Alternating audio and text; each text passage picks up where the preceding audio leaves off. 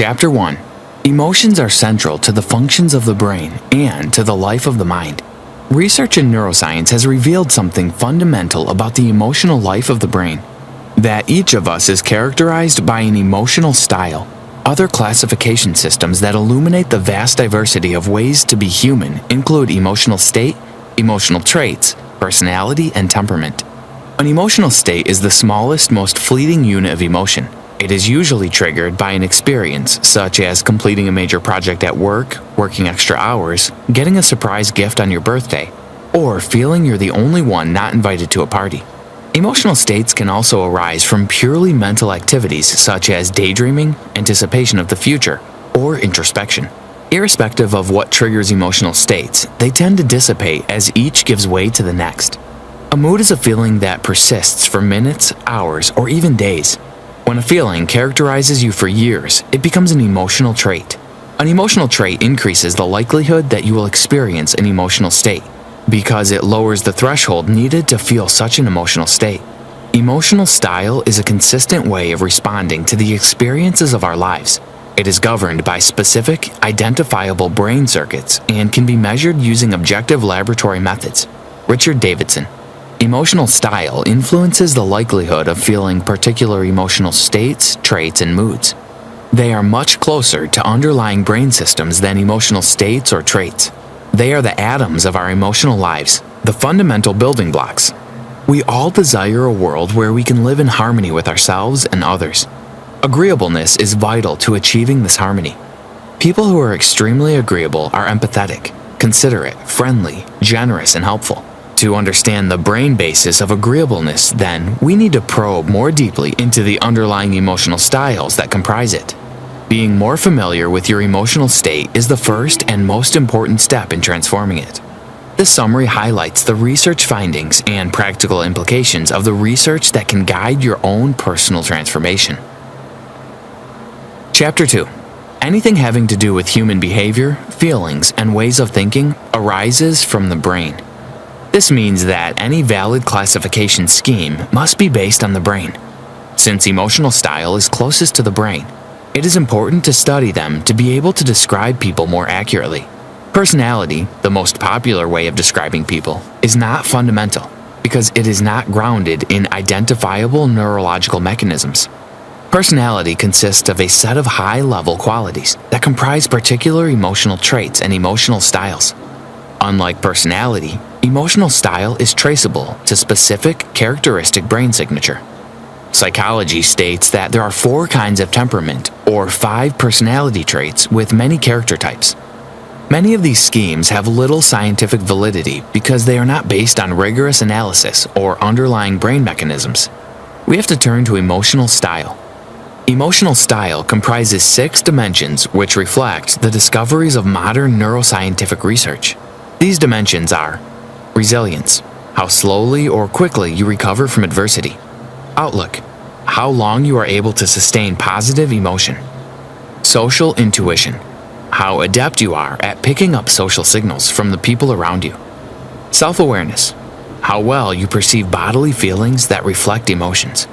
Sensitivity to context, how good you are at regulating your emotional responses to take into account the context you find yourself in. Attention, how sharp and clear your focus is.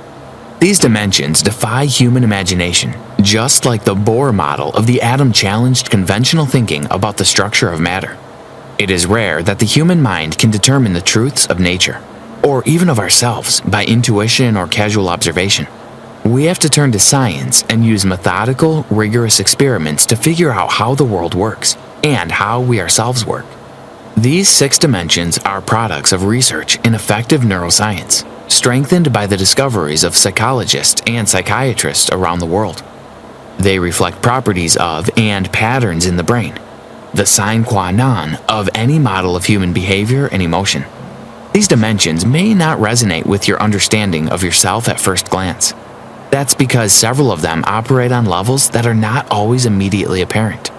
But you can become more aware of your emotional style. Chapter 3. One-size-fits-all assumptions are even less valid in the realm of emotion than they are in medicine. Differences in our patterns of brain activity, in addition to our different DNA, influence our emotional traits. Even people with similar backgrounds respond differently to the same life events. Why? Different people have different emotional styles. Their emotional reactions and coping responses that differ in kind, intensity, and duration. Just as each person has a unique fingerprint and a unique face, each of us has a unique emotional profile. Emotional style explains why someone recovers quickly from a painful divorce, while another remains in despair. There are countless opportunities to observe emotional styles in action in daily activities. Each of the 6 dimensions of emotional style has a specific, identifiable neural signature, an indication that they are not merely a theoretical construct. Each dimension describes a continuum. The combination of where you fall on each dimension adds up to your overall emotional style. Who you are emotionally is the product of different amounts of each of these 6 components. Since there are so many ways to combine the 6 dimensions, there are countless emotional styles. These prove that everyone is unique emotionally in the way we have a unique set of fingerprints. Richard Davidson, a professor of psychology and psychiatry at the University of Wisconsin-Madison, stumbled on emotional styles while he was carrying out research on affective neuroscience, the study of the brain basis of human emotion. The fact of individual differences is the most salient characteristic of emotion. The concept of emotional style and the dimensions that constitute it came from research on individual differences. There are always outliers in any scientific study, whether it is physiological, psychological behavior, or emotional responses. Understanding the neural underpinnings of the 6 dimensions of emotional style can empower you to recognize your own overall emotional style. For example, a region of the visual cortex seems to be specialized for identifying particular individuals of a group in which you have expertise. Neuroplasticity, the brain's ability to change its function and structure, shows that change can come about in response to the experiences we have as well as to the thoughts we think. Given that emotional style is the product of brain functions, it follows that emotional style can change. Conscious intentional effort at any point in life to cultivate mental qualities or habits can cause this change to occur. Did you know? People differ by a factor of 30 in the level of activity in their prefrontal cortex. Chapter 4. We have the power to change our brains in ways that will shift where we fall on each of the 6 dimensions of emotional style. The discovery of emotional style, its origins, and brain patterns that determine where we fall along the 6 dimensions was driven by the conviction that emotions deserve primacy of place in the study of the mind no less than thoughts do. It is possible to regulate your set point along each of 6 dimensions at will so that you will be able to respond to each situation in the most effective way you can.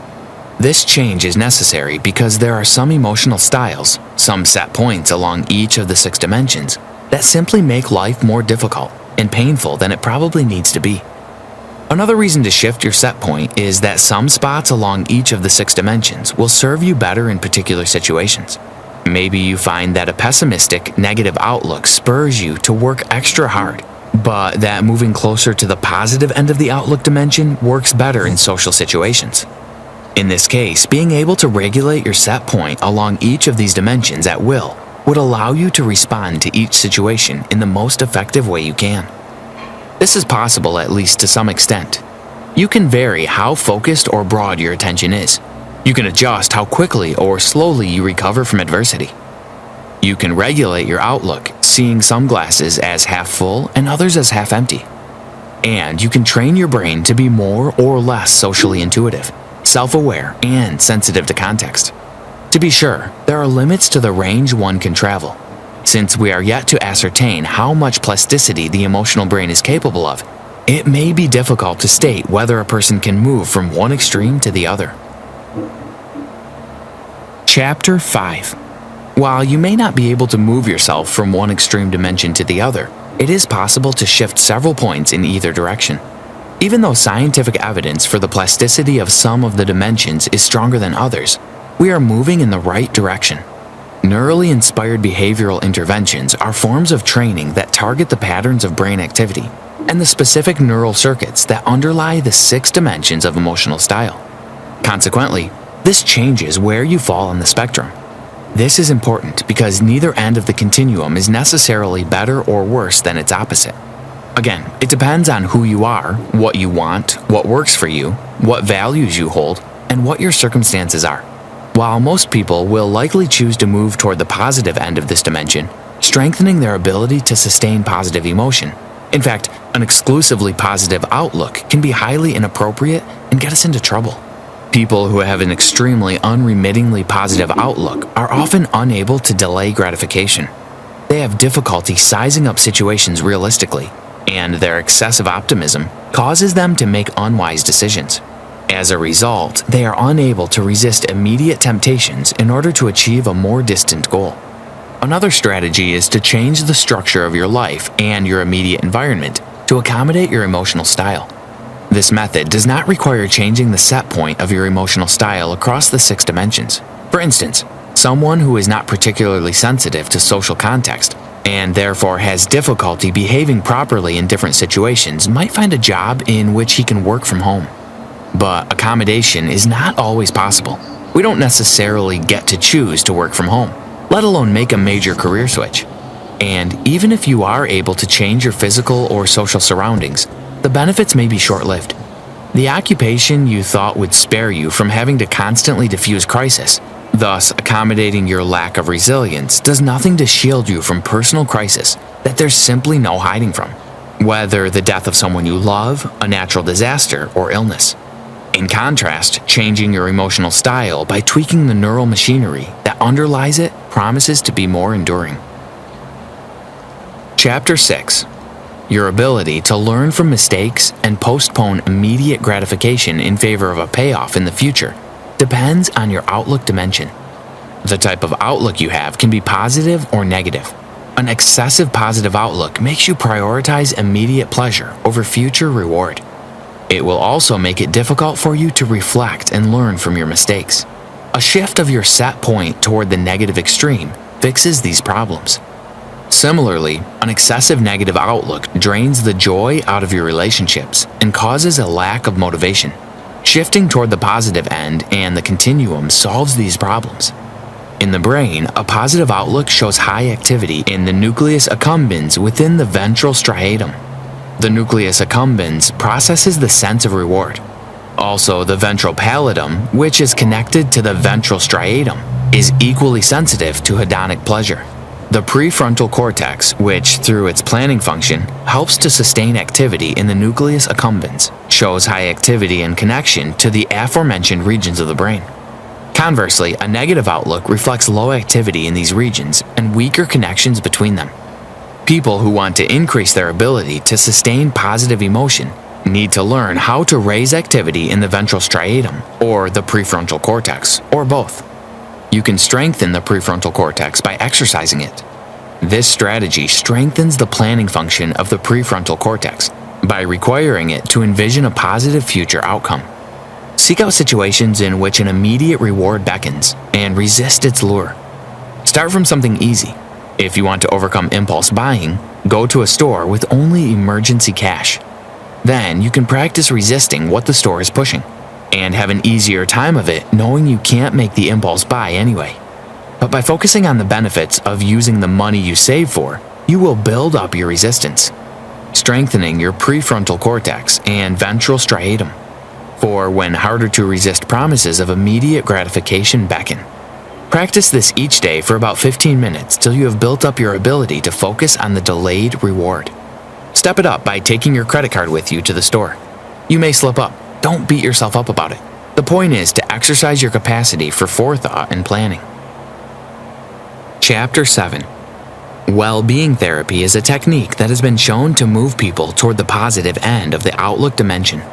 Developed by Giovanni Fava of the University of Bologna in Italy, well-being therapy strengthens connections between the prefrontal cortex and the ventral striatum. It is a technique designed to enhance the components of well-being autonomy, environmental mastery, positive interpersonal relationships, personal growth, purpose in life, and self-acceptance. It involves doing these 3 exercises for 1 week. Write down 1 positive characteristic of yourself and 1 positive characteristic of someone you regularly interact with 3 times a day. Express genuine gratitude daily and record in a journal the moments in your day when you felt a genuine connection with someone you said thank you to. Compliment others regularly and record the specific times you felt genuine connection with someone you complimented. After a week, you'll notice that these positive emotions abide with you and your sense of optimism and possibility increases. The converse is not true if you are seeking a more negative outlook. For that, you simply need to anticipate a possible future negative outcome. As with physical exercise, you'll need to find a practical maintenance routine for the set point of the outlook you desire. Once your outlook has become as positive or negative as you want it, it is important to sustain a level of exercise that is sufficient to maintain your set point in an optimal zone for you. Environmental accommodation can complement the exercises that will shift the underpinnings of your outlook dimension. If you're trying to move toward the positive end of the spectrum, fill your workspace and home with upbeat, optimistic, gratifying reminders of happy times and people who give meaning to your life, such as pictures of people you love or places that you associate with a strong positive feeling. Change the pictures often, even once a week, so you do not habituate to them. You can keep the same people and places, just get different photographs of them. If you'd instead like to dial down your positive outlook, you might fill your home and workspace with reminders of threats to your well-being, such as descriptions of natural disasters or news about environmental and economic threats. A negative outlook type of person might feel miserable in a deadline-fueled job. Chapter 8. Mindfulness Meditation is an effective strategy for regulating your level of self-awareness. Being self-opaque has grave implications for your personal health and relationships. On the other hand, being acutely self-aware can lead to hypochondria and panic attacks. Individuals with high levels of self-awareness, emotional or physical, have greater activation in their insula, while those with little self-awareness have decreased activation. Research on panic disorder provides the best validated treatment for panic disorder: cognitive behavioral therapy. This therapy involves the reframing or reappraisal of the significance of internal bodily cues. Another strategy involves decreasing the rest of the brain's reactivity to the insula's signals. This means that you alter your relationship to your thoughts, emotions, and bodily sensations so that you do not become entangled in an endless, self-reinforcing loop and leap to the conclusion that some aspect of what you are feeling portends doom. By reducing activation in the amygdala and orbitofrontal cortex, the parts of the brain that assigns emotional value to thoughts and sensations, the brain can start perceiving thoughts, emotions, and sensation less judgmentally and less hysterically, so that we are not hijacked by our internal chatter. Mindfulness meditation is one of the most effective ways to reduce activation of the amygdala and orbitofrontal cortex. This form of mental training involves a moment-by-moment, non-judgmental observation of your thoughts so that you can break the chains of associations that typically arise from every thought. "My knee is killing me" becomes a signal from "my knee has reached my brain," for example. Developing mindful habits takes practice, but even short amounts of time can make a difference. You can take a course on mindfulness meditation and also try it out on your own by focusing on your breathing. When you've mastered mindful breathing, you can then switch your focus to the dominant thoughts of your conscious mind at the moment: a thought, feeling, or bodily sensation. Cultivate awareness of what is occurring without thinking about it and without judging it. Paradoxically, mindfulness meditation is also effective for becoming more self-aware. It increases activity in the insula. Did you know? A 2008 study found that people who have practiced mindfulness meditation every day for about 8 years have a larger insula than people of the same sex and age who do not meditate. Chapter 9. The attention dimension of emotional style is controlled by activity in the prefrontal cortex and the parietal cortex. Do you sometimes find yourself unable to remember what was at the top of a page in a book you've just read by the time you get to the bottom of the page? Chances are you're on the focused extreme of the attention dimension. Enhanced activation in the prefrontal cortex and the parietal cortex is responsible for this focused extreme. The prefrontal cortex helps to maintain attention, while the parietal cortex steers the brain towards a specific target on which to focus. The converse is true on the unfocused extreme of the attention dimension. For those who want to improve their focus, mindfulness meditation is an effective method. If, on the other hand, you want to reduce your focus, open monitoring or open presence meditation can nudge you toward that end of the attention dimension. In open monitoring meditation, your attention is not fixed on any particular object. Instead, you cultivate an awareness of awareness itself. The basics of open monitoring meditation are sitting on a comfortable chair in a quiet room with your eyes closed or open depending on which is more comfortable. Maintain a clear awareness of and openness to your surroundings. Observe the things that come to your attention, but do not stick to it. Fix your gaze on the most salient current object of consciousness, but do not explore it intellectually. Generate a state of total openness, in which the mind is as vast as the sky, able to welcome and absorb any stray thought or sensation. Allow your mind to move toward another thought or feeling. Continue to shift your attention to the new object that comes to mind. Transforming your skill and attention will require some practice, but it is worth the effort because attention is the building block of so much else. You can arrange your environment to accommodate your attention style. To enhance your focus, you need to minimize distractions. Clear out your environment, eliminating as many extraneous stimuli as you can. If you are hyper-focused, you can scatter books and magazines around, tempting yourself to pick one up even if you're supposedly focusing on something else. If you are working on the computer, keep the door to your room or office open so you can hear the outside world, and have music playing in the background. Chapter 10. To have a healthy emotional life, you need to be able to feel and respond to your own emotions. If you are extremely resilient, people may perceive you as emotionally walled off. Part of an empathetic response is feeling someone's pain. Research has shown that when we empathize, the brain activates many of the same networks as when we ourselves experience pain, physical or otherwise. In the brain of someone who is slow to recover from setbacks, there are weaker signals traveling from the prefrontal cortex to the amygdala. Being fast to recover from adversity is a result of strong connectivity between the prefrontal cortex and the amygdala. Mindfulness meditation produces emotional balance that lets you recover from adversity but not too quickly. Mindfulness weakens the chain of association that keeps us obsessing about and even wallowing in a setback. For instance, losing a job might cause your thoughts to tumble from unemployment to no health insurance to lose home to I can't go on.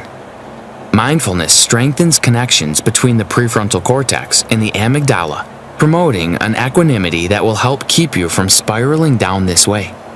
Cognitive repraisal training is a form of cognitive therapy that helps you reframe adversity in such a way as to believe that it is not as extreme or enduring as it may be.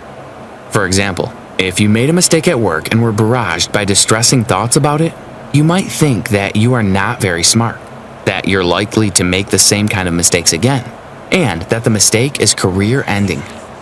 These errors in thinking are what cognitive repraisal aims to correct. Rather than viewing the mistake as representative of your work, you are trained to realize that it was an anomaly and could have happened to anyone. Instead of thinking the mistake reflects something consistent and fundamental about you, you consider the possibility that you made the mistake because you were having a bad day, or didn't get enough sleep the night before, or because everyone is fallible. By challenging the accuracy of your thoughts, cognitive reappraisal can help you reframe the causes of your behavior and thus distress. This type of cognitive training directly engages the prefrontal cortex, resulting in increased prefrontal inhibition of the amygdala, the pattern that exemplifies resilience. Chapter 11. Research on emotional and social intelligence argue for greater social intuition, but too much of it can distract you from functioning at your best. If you cannot interact with coworkers without picking up the silent messages being transmitted between bitter competitors, you might not be able to concentrate on your own work or mind your own business. Being socially intuitive reflects high levels of fusiform activation and low to moderate amygdala activity, giving you the ability to pick up even subtle social signals. By pumping up fusiform, you become more socially intuitive. Reducing hyperintuition requires dialing down fusiform activity and ramping up activity in your amygdala. The first step to improving social intuition by increasing fusiform activity is to pay attention. To detect social cues, particularly subtle ones, you need to focus on what is going on around you. Tone of voice, body language, facial expression. Mindfulness meditation can also help with that. If you are at the high end of social intuition and easily distracted by social cues, limit your social interactions to specific times of the day when they cannot knock you for a loop. Interacting with people during scheduled work breaks and meals, rather than off and on throughout the day, can limit this kind of disruption. If you're a student, studying in private rather than in a library, coffee shop, or other public place will keep social intrusions at bay. Conclusion. The 6 dimensions of emotional style provide empirical evidence that more accurately describes the emotional life of an individual. It goes deeper than personality, traits, mood, or temperament to establishing connections between parts of the brain and each of the dimensions identified. Failing to correctly discern social context can lead to emotional responses that are appropriate in one setting but not another. Being too tuned in to context can cause you to lose track of your genuine self. Exposure therapy, progressively more direct exposure to specific cues that are associated with trauma but in a safe context, can help you deal with being exclusively tuned in or tuned out of social contexts. Becoming more mindful of your thoughts, feelings, and bodily sensations can help regulate your emotional responses so that they are not easily affected by external context. The neural systems that underlie each of the 6 dimensions of emotional style can be altered by combining millennia-old contemplative traditions with 21st century psychiatric techniques. Any decision to shift your set point on any of these dimensions should be based on thoughtful introspection, which requires awareness. When we become more self-aware, we can begin to change the narratives surrounding our emotions. We can create new emotional styles. We can appreciate others and the world around us when we learn to fine-tune our emotions. When we do this, life will become more meaningful and fulfilling. Try this. Mindful meditation is an effective strategy for correcting our set point on several dimensions of our emotional style. Make a deliberate attempt to practice meditation in your room. Over time, you will master the technique and reap the rewards embedded in it.